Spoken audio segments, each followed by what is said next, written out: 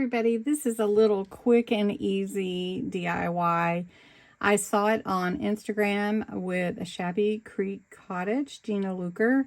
She's amazing, by the way. If you don't follow her, go over to Instagram, tell her I sent you. She may not know who I am, but tell her I sent you. I do comment on like her stuff, but she's amazing, and that's who I saw had the bee that holds your pages open when you're doing your junk journal pages. So anyway, this is a really fun little DIY that I want to show you, and it's so fast you won't even believe it. So sometimes your matches look like mine. I cannot light a match on this for anything. I have to tell you, I've had this box for a very long time. So I got some new matches, and it works just fine. I'm excited about it and all. But Gina actually made a really cute little jar with a lid into a little match holder.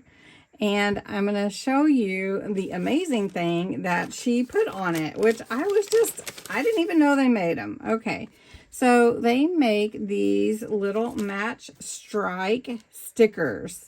Now, I ordered some more, the 2-inch size for this one, but I'll use the 1-inch just to show you because I'm super pumped about this.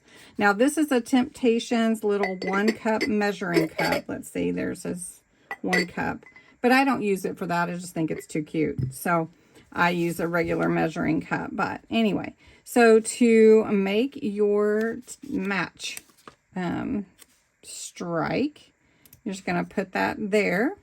Then you're going to fill it with your matches. Okay, so once you get your matches in there, so I'm just going to take one out, just flip it over, and then flick your candle and flick your match. Well, I lost the rest of my video, but I hope you enjoyed this, and you will check out Gina's channel on Instagram and check out these match striker stickers. What amazing things we find out every day. Have a great day. Thanks for watching.